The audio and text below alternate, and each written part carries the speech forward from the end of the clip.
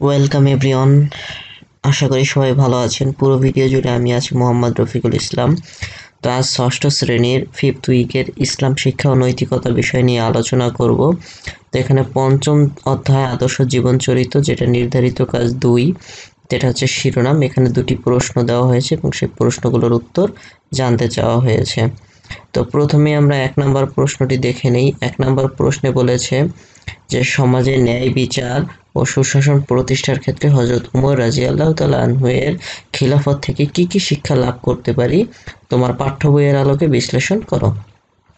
তো প্রথমে ভূমিকাতে লেখা হলো, পৃথিবীতে এমন অনেক মহৎ ব্যক্তির আবির্ভাব ঘটেছে যাদের জীবন চরিত্র অন্যের জীবনের জন্য আদর্শ।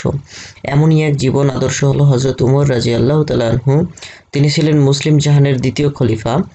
তিনি 583 খ্রিস্টাব্দে কুরাইশ বংশে আদি গোত্রে জন্মগ্রহণ করেন। তার ডাকনাম আবু হাফস, পিতার নাম খাত্তাব, মাতার নাম হান্তামা। ইসলাম গ্রহণের পর তিনি ফারুক অর্থাৎ সত্য মিথ্যার পার্থক্যকারী হিসেবে ভূষিত হন।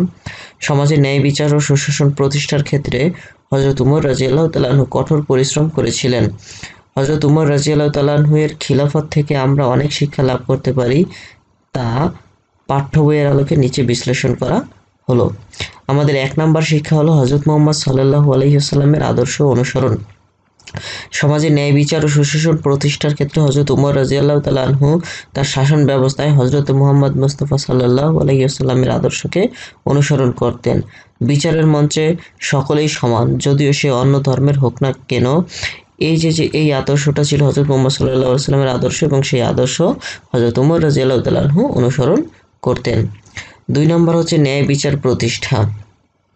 হযরত উমর রাদিয়াল্লাহু তাআলা আনহু ন্যায় বিচার প্রতিষ্ঠায় ছিলেন খুবই কঠোর।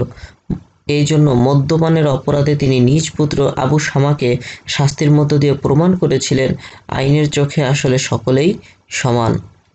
3 নম্বর হচ্ছে কোমলমতি হৃদয়। হযরত উমর রাদিয়াল্লাহু তাআলা আনহু ন্যায় বিচার প্রতিষ্ঠায় যেমন কঠোর ছিলেন, তেমনি তার হৃদয় ছিল কোমল। প্রজাদের অবস্থা দেখার জন্য তিনি রাতের আঁধারে একাকী হাঁটতেন। এটা শুধু তার দ্বারাই সম্ভব যার হৃদয় কোমল এবং যার হৃদয়ে প্রজাদের বিশাল একটি স্থান থাকে। 4 নম্বর কর্তব্যপরায়ণ।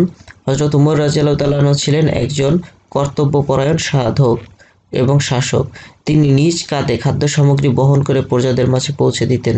তিনি চাইলেই এ কাজ অন্য কেউ করে দিত, কিন্তু তিনি নিজের দায়িত্ব নিজেই পালন করেছিলেন। এবারে 5 নম্বর পয়েন্ট, নির্মাতা। হযরত উমর রাদিয়াল্লাহু তাআলা আনহু শুধু শাসক ছিলেন না, বরং তিনি ছিলেন একজন নির্মাতা। তিনি অসংখ্য মসজিদ, বিদ্যালয়, সড়ক, সেতু, হাসপাতাল নির্মাণ করেছিলেন। পানির অভাবের জন্য তিনি পানির জন্য অসংখ্য খাল খনন করেছিলেন। 6 নম্বর সাম্যবাদী। হযরত উমর রাদিয়াল্লাহু তাআলা আনহু এর খিলাফতকালে তিনি বায়তুল মাল থেকে তার জন্য যতটুকু কাপড় বরাদ্দ ছিল ঠিক ততটুকুই নিতেন। অন্য সবাই যে পরিমাণ কাপড় পেত, তিনিও ততটুকুই কাপড় গ্রহণ করতেন। ভৃত্য বা দাসকে উটের পিঠে রেখে নিজে উটের রশি ধরে জেরুজালেম যাওয়ার মাধ্যমে তিনি সাম্যবাদের এক মহান দৃষ্টান্ত স্থাপন করেছিলেন, যা পৃথিবীর ইতিহাসে বিরল। এছাড়াও তিনি ডাক বিভাগ ও হিজরি সন প্রবর্তন করেন। তার সময়ই আরবে প্রথম আদমশুমারি চালু করা হয়। অর্ধ পৃথিবীর শাসক হয়েও তার কোনো দেহরক্ষী ছিল না। খেজুর পাতার আসন ছিল তার সিংহাসন। এক কথায় হযরত উমর রাদিয়াল্লাহু তাআলা আনহুর সরলতা এবং কর্তব্য জ্ঞান ছিল তার জীবনের আদর্শ। তার চরিত্রে কোমলতা ও কঠোরতার ব্যাপক সমন্বয় ঘটেছিল। তার খিলাফত থেকে আমাদের এ সকল শিক্ষা গ্রহণ করা উচিত। আমাদের দ্বিতীয় প্রশ্নটি ছিল, প্রজা হিতৈষী হিসাবে একজন মহান শাসকের মূর্ত প্রতীক ছিলেন খলিফা উমর রাদিয়াল্লাহু তাআলা আনহু, ব্যাখ্যা করো। তো প্রথমে ভূমিকা।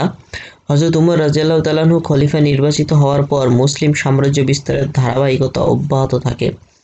ইসলামের দ্বিতীয় খলিফা উমর রাদিয়াল্লাহু তাআলা আনহু একদিকে যেমন ছিলেন কঠোর, অন্যদিকে ছিলেন কোমল হৃদয়ের অধিকারী। তিনি ন্যায় বিচার প্রতিষ্ঠার ক্ষেত্রে কঠোর পরিশ্রম করেছিলেন।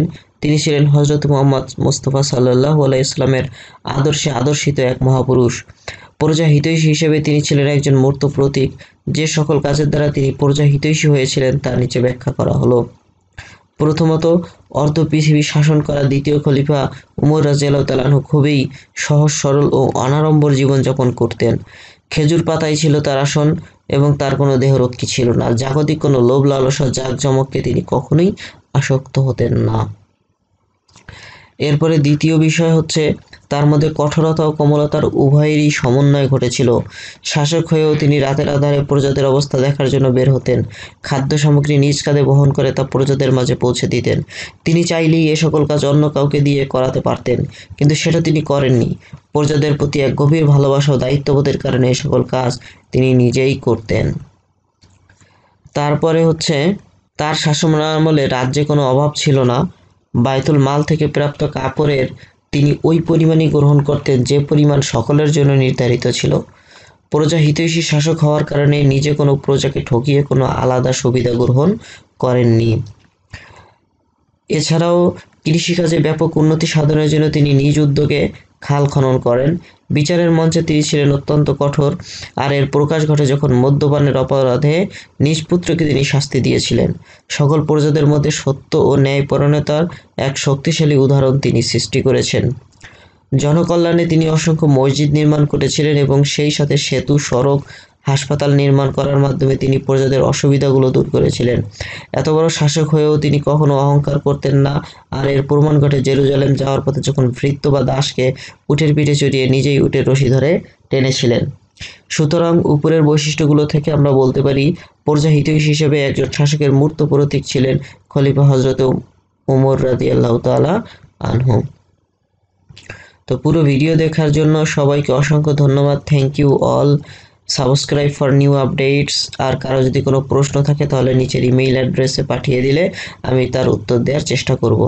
তা আজ এই পর্যন্তই থাকলো। সবাই ভালো থাকো, সুস্থ থাকো। আসসালামু আলাইকুম। আল্লাহ হাফেজ।